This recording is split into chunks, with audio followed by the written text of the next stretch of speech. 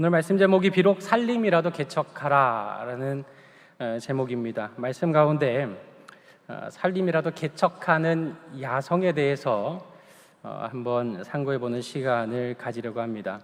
일단 야성이라는 말의 사전적인 특징은 길들여지지 않는 성질, 자연 그대로의 거친 성질이라는 의미를 가집니다.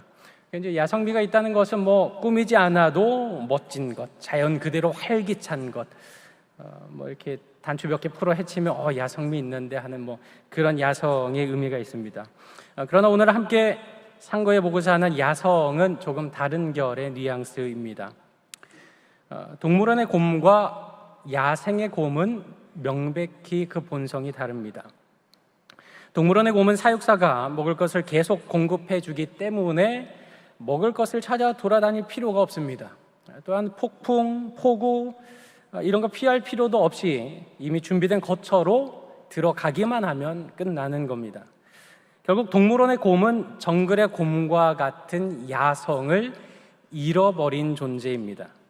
정글로 뛰어들어서 거친 환경에 도전하면서 스스로 먹이를 발견하고 스스로의 삶을 개척해가는 야성이 없다는 것, 이것이 바로 동물원 우리 안에 있는 곰의 특성이라고 할 수 있습니다. 오늘 본문에도 그런 야성을 잃어버린 모습이 기록되어 있습니다. 우리가 읽은 21장 앞서 16장에는 그 요셉 자손, 즉 므낫세와 에브라임 지파가 제비를 뽑아서 차지한 땅의 경계를 쭉 나열해서 17장 13절까지 그 내용이 이어지고 있습니다. 그들이 분배받은 땅을 지도에 하나씩 표시를 해보면 당시 12지파가 차지한 땅 가운데 가장 넓은 지역을 이들이 받았습니다. 게다가 그들이 제비 뽑은 그 땅은 지형학적으로나 전략적으로나 경작지로 볼 때 정말 가장 좋은 땅들 중에 땅을 받은 노른자와 같은 땅을 차지했다는 것을 알 수 있습니다. 그러나 그들은 여호수아에게 찾아와서 자신들이 큰 민족이 되었는데 차지한 땅이 너무 적습니다 하고 불평했던 것입니다. 믿음의 야성을 잃어버린 요셉 지파를 향해서 하나님께서는 여호수아를 통해서 오늘 본문에 뭐라고 말씀을 하고 계십니까? 오늘날 잃어버린 믿음의 야성을 회복하기 위해서 과연 우리는 어떻게 해야 하는 것입니까? 먼저 첫 번째로 하나님께서 복 주신 의미를 바르게 깨닫고 거친 세상을 향하여 도전하는 것, 이것이 바로 믿음의 야성을 회복하는 길입니다. 우리 다 함께 본문 14절과 15절에 있는 말씀을 다 같이 한 목소리로 합독하겠습니다. 시작. 요셉 자손이 여호수아에게 말하여 이르되 여호와께서 지금까지 내게 복을 주심으로 내가 큰 민족이 되었거늘 당신이 나의 기업을 위하여 한 제비 한 분깃으로만 내게 주심은 어찌함이니까 하니 여호수아가 그들에게 이르되 내가 큰 민족이 되므로 에브라임 산지가 내게 너무 좁을진대 브리스 족속과 르바임 족속의 땅 살림에 올라가서 스스로 개척하라 하니라. 아멘. 지금 이 요셉 지파의 고백은 이렇습니다. 여호와께서 지금까지 내게 복을 주심으로 큰 민족이 되었습니다. 우리가 큰 민족이 된 거 하나님이 복 주신 겁니다. 이 말 아주 옳은 말입니다. 요셉 지파가 큰 민족이 된 게 하나님 때문이 아니고 자기들의 능력 때문이라고 했다면 이 얼마나 배은망덕한 일이고 교만한 일이겠습니까마는 하나님께서 주신 은혜 때문에 우리가 큰 민족이 되었다고 하니 이건 정말 귀한 고백이지 않을 수 없습니다. 그런데 그 다음에 이어지는 말이 문제입니다. 당신이 나의 기업을 위하여 한 제비 한 분깃으로만 내게 주시면 어찌함이니까 라고 말합니다. 이 말을 요셉 지파의 입장에서 보면 우리가 큰 민족이 되었는데 어째서 우리한테 이 콩알 만한 작은 땅 주시는 겁니까? 라고 바꾸어서 말할 수도 있을 것 같습니다. 그러나 이 말에 담긴 큰 문제가 뭐겠습니까? 얻어먹을 생각만 하고 있고 스스로 만들어 먹을 생각을 하지 못한다는 지점에 있습니다. 하나님이 우리에게 복을 주셔서 우리가 큰 민족이 된 것은 바로 이 때를 위함이지 않겠습니까? 비록 살림이고 거기에 어려운 문제들이 있다 할지라도 우리가 이제까지 받은 복을 가지고 한번 정복해 가보겠습니다. 이렇게 말하는 것이 정말 합당한 것이었지만 요셉 지파는 그만 믿음의 야성 잃어버린 채 우리한테 더 주셔야 되는 거 아닙니까? 라고 보채고 있었던 것입니다. 태양아 멈추어라, 달아 너도 아얄론 골짜기에 멈추어라, 이렇게 외치면서 지도자 여호수아의 뒤를 따라서 가나안 땅을 정복하던 그 야성은 지금 어디로 간 것입니까? 여호수아는 이 요셉 지파의 항변을 듣고 15절의 말씀과 같이 대답을 합니다. 15절에 이렇게 되어 있습니다. 내가 큰 민족이 되므로 에브라임 산지가 내게 너무 좁을진데 브리스 족속과 르바임 족속의 땅 살림에 올라가서 스스로 개척하라 하면서 질타 겸 독려를 했습니다. 여러분, 여호수아가 어느 지파 소속입니까? 여호수아도 요셉 지파 출신입니다. 이 대목에서 자기 식구 챙기기를 좀 할 법도 하지만 그는 결코 그렇게 하지 않았습니다. 도리어 여호수아는 하나님의 복을 받았다는 요셉 지파의 고백을 그대로 받아서 너희가 이렇게 하나님 앞에 받은 은혜가 있고 복이 있다고 한다면 그 복 언제 쓰려고 하는 것이냐? 그 받은 복을 가지고 스스로 개척하라 하고 독려했던 것입니다. 하나님의 복을 어제 받았다면 그 하나님이 오늘 복 안 주시겠느냐? 오늘 복 주시는 하나님이 내일 복 주시지 않겠느냐? 그러면 그 하나님을 믿고 바라본다면 너희들에게 주어진 그 땅, 제비 뽑아 얻은 땅, 그 땅을 나아가서 차지해야 할 사명이 너희에게 있는 것 아니냐라고 말씀한 겁니다.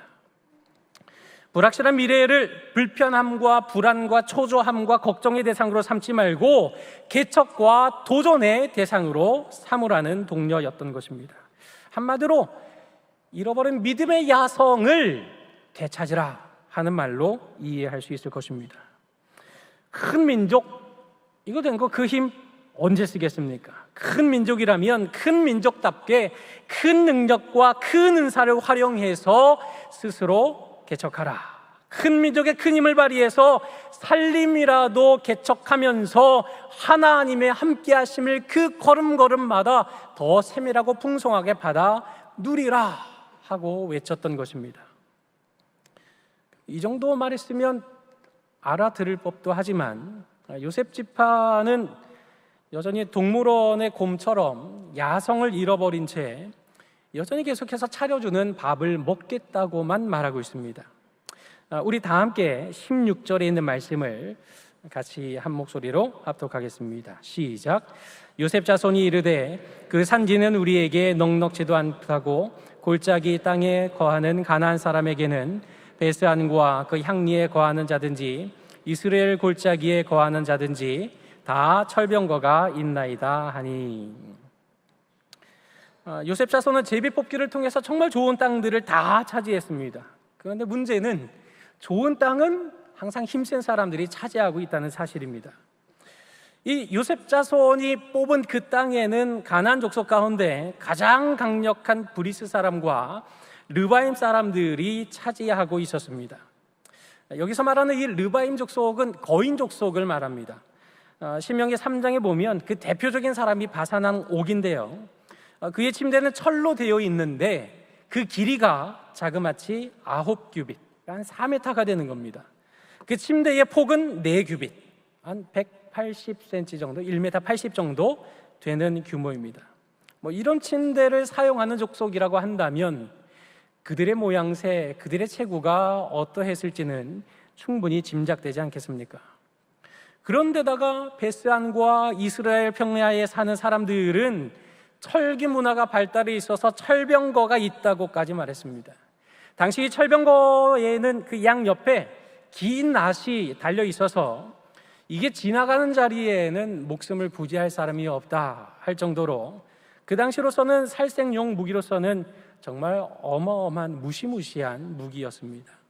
당시로서는 가공할 만한 무기였음에 틀림이 없고, 당시로서 그 거인 족속을 대적하기에는 뭔가 크게 부담이 되고 눌리는 것은 틀림없는 사실이었던 것 같습니다. 바로 이런 사실들 때문에 요셉 자손은 큰 부담을 안고 결국 현실적인 어려움 앞에서 이 여호수아를 통해 전해지는 하나님의 말씀에 순종하기를 자꾸 기피하고 한 발, 두 발 빼고 있었던 것입니다. 어떤 면에서는 지금까지 고생하면서 이제 여기까지 왔고 이제 제비까지 뽑았는데 이제는 좀 우리도 좀 좋은 땅 많이 얻어서 다리도 좀 뻗고 살 때도 되지 않았느냐, 뭐 이런 마음도 작용했을지도 모르겠습니다. 중요한 것은 지금 그들이 믿음의 야성을 잃어버렸다는 사실입니다. 믿음의 야성을 잃어버렸다는 것은 다른 말로 말하자면 곧 하나님을 잃어버렸다는 말과 동일합니다. 하나님께서 가나안 땅을 차지하게 하실 때 생각지도 못했고 상상하지도 못했던 기적을 얼마나 많이 베풀어 주셨습니까? 심지어 그 하나님이 그들 가운데 여전히 살아계시고 그 하나님께서 시퍼렇게 눈 뜨고 계시는데도 불구하고 철병거는 못 이기지 않겠습니까? 어떻게 그 거인족 속을 우리가 물리칠 수 있겠습니까? 라고 현실적인 문제를 핑계 삼는 것, 이것은 하나님을 바라보지 못하고 있는 것이고 하나님을 잃어버리고 놓쳐버린, 한마디로 믿음의 야성이 사라져버리고만 상황임에 틀림없는 것입니다. 그러면 이렇게 믿음의 야성이 사라진 족속으로 판단하고 끝내야 하는 것이겠습니까? 하나님께서는 이 여호수아를 통해서 다시 한 번 더 믿음의 야성을 회복하라고 한 번 더 촉구하고 있습니다. 우리 다 함께 본문 17절과 18절에 있는 말씀을 한 목소리로 합독하겠습니다. 시작. 여호수아가 다시 요셉 족속 곧 에브라임 족속과 므낫세에게 말하여 이르되 너는 큰 민족이요 큰 권능이 있은즉 한 분깃만 가질 것이 아니라 그 산지도 내 것이 되리니 비록 살림이라도 내가 개척하라. 그 끝까지 내 것이 되리라. 가나안 족속이 비록 철병거를 가졌고 강할지라도 내가 능히 그를 쫓아내리라 하였더라. 아멘. 이게 무슨 말입니까? 자꾸 못한다고 하지 말고, 자꾸 안 된다고 하지 말고, 우리 가나안 땅 차지하기 위해서 시작한 일이지 않냐? 안 된다 하지 말고, 못한다 하지 말고 살림이라도 개척하면서 전진해 나아가야지 왜 자꾸 뒤돌아보고 있느냐? 왜 자꾸 현실 보고 있느냐? 바로 이런 말씀인 것입니다. 적절히 철병거를 가지고 있다 할지라도 지금까지 하나님이 함께 하셨는데 그 철병거 하나님이 쫓아내게 왜 못하시겠느냐? 믿음의 야성을 가지고 도전해 보자, 이 말인 것입니다. 여러분, 이 요셉 지파와 이 여호수아의 대화를 들으면서 어떤 생각이 드십니까? 여러분은 하나님이 주신 능력으로 살림이라도 개척하고 또 철병거라도 물리칠 그런 야성을 가지고 있습니까? 황무지에도 꽃을 피울 수 있는 그런 믿음의 야성이 살아서 활활 타오르고 있습니까? 하나님께서 허락하신 바로 그 자리에서 하나님께서 내게 주신 복의 의미가 무엇인지를 바르게 깨닫고 하나님 나라 확장을 위해서 주어진 그 자리에 있는 거친 세상을 향해서 믿음으로 도전하는 것, 하나님이 살아계시기 때문에 현실적인 어려움이 있지만 정면 돌파하려고 애를 쓰고 부딪히려고 하고 도전하는 것, 이것이 바로 잃어버린 야성을 회복하는 유일한 길입니다. 어떻게 야성을 찾을 수 있는 것입니까? 뛰어드는 것이 야성을 찾는 길입니다. 기도의 불이 꺼졌습니까? 기도를 시작하고 기도에 뛰어들고 기도에 도전하는 것이 기도의 야성을 찾는 길이고, 전도하는 것을 잃어버렸습니까? 전도를 시작하고 당장 이웃집에 된장찌개라도 하나 끓여다가 갖다 주고 나눠주고 그러면서 어떻게든 복음을 전할 기회를 찾아보려고 시도하고 걸음을 옮기는 것이 전도의 야성을 찾는 길이고, 인생에 닥쳐오는 여러 가지 많은 난류들을 만날 때 그것을 하나님 손 굳게 붙잡고 헤쳐나가려고 몸부림치고 발버둥치는 것, 이것이 바로 생활의 야성을 회복하고 찾을 수 있는 유일한 길이 되는 것입니다. 살림이라도 개척하는 야성의 믿음, 가만히 제자리에 머물러 있을 것이 아니라 하나님께서 가라 하시는 그 명령에 순종하여 일어서고 도전하게 될 때 우리의 믿음의 야성이 회복될 수 있는 것입니다.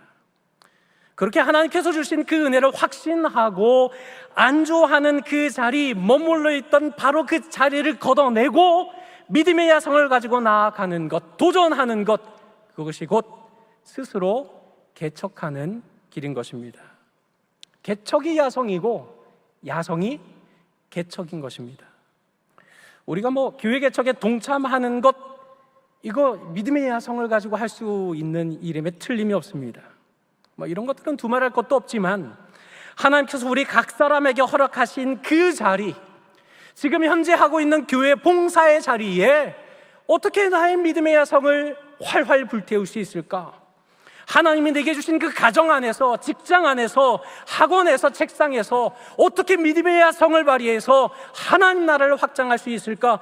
도전하고 믿음으로 나아가고 하나님이 내게 주신 은혜, 내게 주신 복의 의미를 바르게 내 안에 새롭게 새기는 것, 바로 이런 삶이야말로 믿음의 야성을 발휘하는 삶이 되는 것이고 개척자의 삶을 살 수 있는 유일한 방법이 되는 것입니다.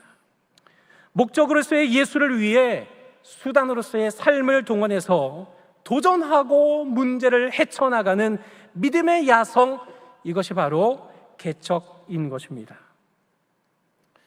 우리는 종종 그 의미를 잘 모른 채 오용하고 있는 용어들이 있습니다. 그 대표적으로 저는 막장이라는 단어의 오용이 가장 싫습니다. 공교롭게도 이 말씀 준비해놨는데 지난 주 중에 관계자회 출입금지라는 프로그램에서 그 화순에 있는 그 탄광 막장에 이렇게 들어갔던 그런 그 프로그램을 했던 것을 이렇게 지나가면서 본 적이 있습니다.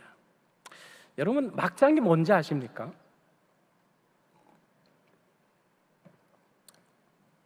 쌈장 말고 막장 이런 거 말고요. 탄광에 있는 막장이 뭔지 아십니까? 막장이란 채굴할 광석을 거의 다 캐낸 탄광의 저 깊은 곳, 그 끄트머리를 말하는 것입니다. 막장에는 누가 들어갑니까? 자식들의 생계를 위해, 학비를 벌기 위해 무수한 아버지들이 언제 무너질지 모르는 그 갱도의 저 끄트머리에 자기의 목숨을 내놓고 들어갔던 장소가 막장입니다. 이처럼 그 치열한 생존 경쟁의 끝을 가리시는 막장이란 말이 오늘부터는 일부 아침 드라마나 말하기조차 민망한 그런 상황을 가리키는 말로 오용되고 있는 것은 저는 개인적으로 큰 유감이 아닐 수 없습니다. 자기 목숨 내놓고 탄광의 가장 깊고 어두운 곳으로 내려갈 수밖에 없었던 수많은 가장들의 숭고한 일터를 가리키는 말이 무슨 갈 때까지 간 상황을 표현하는 용어로 변질되는 것, 이건 저는 정말 개인적으로 너무나 싫습니다. 그런데 이에 못지않게 오용되고 있는 단어 중에 제가 싫어하는 단어가 있는데 그것이 바로 개척이라는 단어입니다. 여러분, 교회 개척하면 뭐가 제일 먼저 떠오르십니까? 교회 개척하면 제일 먼저 떠오르는 것이 지하실 쾌쾌한 그 곰팡이 냄새, 밀린 월세에 대한 압박감, 경제적인 빈곤과 어려움. 교회 개척하면 가장 먼저 떠오르는 단어들이 이런 단어가 아닌가 싶습니다. 개척이라는 용어가 이렇게도 부정적이고 비관적인 의미로 쓰이는 까닭에 어떤 교회는 개척하고 자기들의 교회를 개척교회라고 부르는 대신에 스타트업 교회 이렇게 부르는 교회도 들은 적이 있습니다. 개척교회 하면 일단 단칸방이고 경제적으로 열악한 형편에 내몰리는 곳, 월세 내는 상가에 새들어서 지하 곰팡이 냄새 나는 그런 곳, 거기가 개척교회다라고 생각하는 선입견은 정말 상당한 유감이 아닐 수 없습니다. 이런 개척에 대한 오해는 결국 교회 개척을 장려하기보다는 막아서는 일이 되고, 교회 개척이 정말 영광스러운 일이 되기보다는 목사님 어째요 이제 하는 걱정거리, 근심거리가 되는 것, 이거 정말 불을 보듯 뻔한 일이 되지 않겠습니까? 교회 개척이라는 용어가 이렇게 오용된다면 앞으로 누가 교회를 또 개척할 수 있겠습니까? 여러분, 경제적인 관점에서 볼 때 목사의 사례를 비롯해서 교회 운영을 스스로 감당하지 못하는 교회를 미자립 교회라고 말합니다. 경양교회는 자립교회이죠. 다 스스로 할 수 있으니까요. 또 행정적인 관점에서는 치리기관인 당회가 조직되어 있으면 그 교회를 조직교회라고 부르고, 당회가 없는 교회를 가리켜서 미조직교회라고 부릅니다. 이처럼 미자립교회라든지 미조직교회와 같은 명백한 의미의 용어가 있음에도 불구하고 일단 다 덮어두고 나서 개척교회를 그렇게 부정적인 의미로만 부르고 생각한다면, 오해한다면, 이거 교회 개척 누가 할 수 있겠습니까? 하나님께 받은 은혜를 기억하고 그 은혜를 따라서 복음의 전장에 담대히 나아가는 믿음의 야성을 지닌 교회라면, 그 교회의 규모가 어떻든, 그 교회의 경제적인 형편이 어떻든 그 교회는 명백한 개척교회입니다. 제 아무리 크고 규모가 있어서 자립하는 교회이고 당회가 조직되어 있는 교회라고 할지라도 일할 줄 모르고 여전히 하나님께 받아 먹으려고만 한다면 그 교회는 믿음의 야성을 잃어버린 죽어가는 교회가 될 뿐 개척교회가 될 수 없는 것입니다. 그러나 제 아무리 작아도 그 교회가 하나님 나라 확장할 야성이 있고 하나님 나라를 확장하기 위해서 세상에 도전할 수 있는 믿음이 있고, 아무리 규모가 작고 형편이 어렵다 할지라도 하나님의 영광 위에 도전하고 싸울 수 있다면 그 교회는 규모가 아무리 작아도 개척교회 맞는 것입니다. 이런 의미에서 세계를 받은 경양교회도 땅끝을 향해 정말 쉼없이 지난 50년의 세월을 달려오면서 여전히 지금도 개척의 셈을 파고 있지 않습니까? 하나님께서 경양의 희년을 맞이하기까지 복 주시고 베풀어 주신 은혜의 의미를 잊지 않고 이 교회를 통해 얼마나 많은 일들을 해왔습니까? 특별히 오늘 이 시간 지교회 개척을 감사하는 예배를 드리는 이 현실은 바로 경양교회도 개척교회라는 사실을 증거하고 있는 것 아니겠습니까? 서부경양교회도 하나님과 경양교회로부터 받은 이 놀라운 은혜와 축복을 기억하고 경양의 서부 지역을 그 누구보다도 가장 사랑하며 복음으로 사람을 살리고 가르치고 세우는 교회로 세워가기 위해, 지어가기 위해 믿음의 야성을 결코 잊지 않고 개척의 셈을 파며 도전하고 또 도전할 것입니다. 그러므로 하나님께서 우리 각자에게 베풀어 주신 복의 의미를 바르게 깨닫고, 하나님이 모양이 다르고 각자의 선 자리가 다르지만 그 자리에서 스스로 개척하는 삶을 살아내는 가운데 무엇보다도 교회를 개척하는 이 선한 운동에 더욱 힘써 기도하며 사명에 동참하는 그런 복된 성도님들이 되시기를 주님의 이름으로 간절히 축원합니다. 사랑하는 성도 여러분, 저는 이 시간 영국에 나온 불셀출의 선교 영웅 찰스 스터드가 지은 한 편의 시를, 또 그 배경을 말씀드리고 설교를 마무리하려고 합니다. 극히 부유한 집안에서 정말 장래가 환하게 보장된 찰스 스터드는 자신에게 보장된 그 미래를 다 뒤로 하고 모친의 강력한 반대에도 불구하고 중국 오지 선교사의 길을 걸어갔습니다. 그러나 그는 중국에서 건강이 악화되기 시작했고 결국 가족들과 함께 본국으로 귀환할 수밖에 없었습니다. 이후 좋지 않은 건강에도 불구하고 선교에 대한 사명을 널리 전하기 위해서 6년 동안 미국과 유럽을 쉬지 않고 순회하면서 선교에 대한 강연과 집회를 인도하고 있었습니다. 그러던 중 또다시 인도 선교사로 나아가게 됩니다.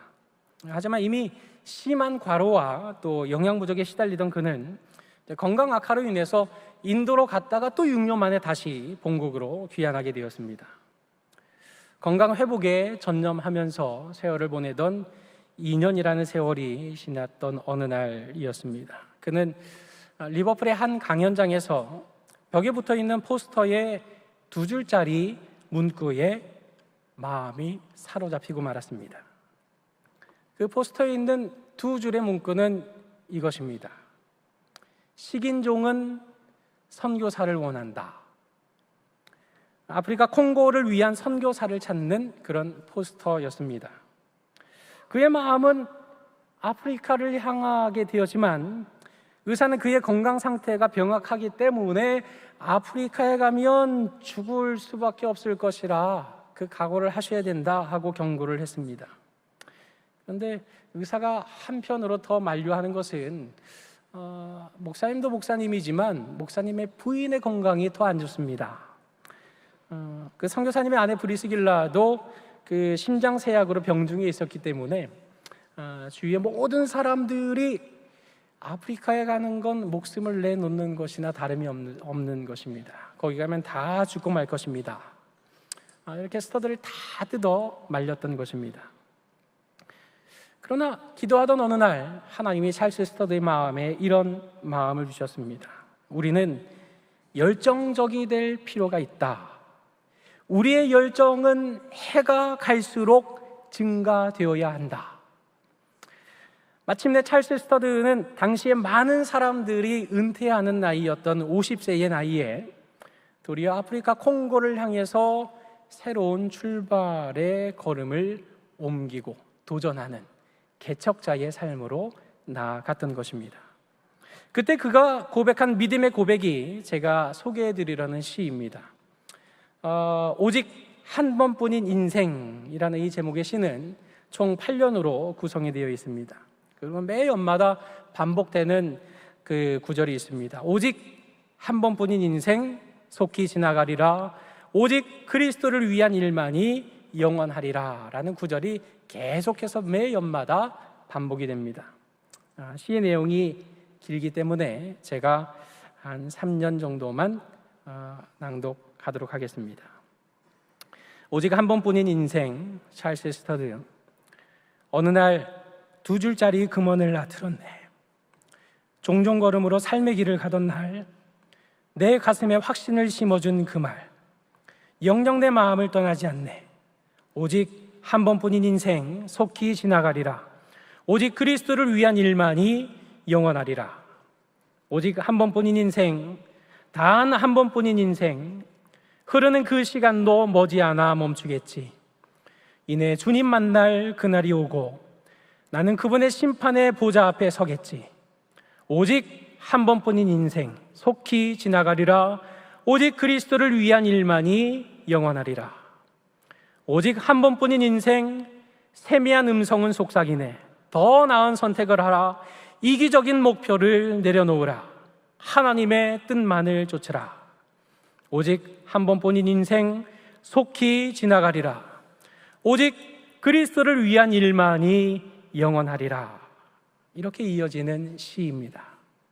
성도 여러분, 그리스도를 위한 일만이 영원합니다. 우리 인생 편하게 살려고 해서 편해봐야 얼마나 편할 수 있겠습니까? 한 번뿐인 인생, 하나님께서 왜 내게 건강을 주셨는지, 왜 내게 믿음을 주셨는지, 왜 내게 재물을 주셨는지, 그 복 주시는 의미가 무엇인지를 바르게 깨닫는 가운데 안주하고 머물러 있던 그 자리를 다 걷어내버리고 믿음의 야성을 회복하며 하나님 나라를 확장하는 개척 운동의 선봉장으로, 조력자로 각자 삶의 자리에서 헌신하고 쓰임받는 성도님들이 되시기를 주님의 이름으로 간절히 축원합니다.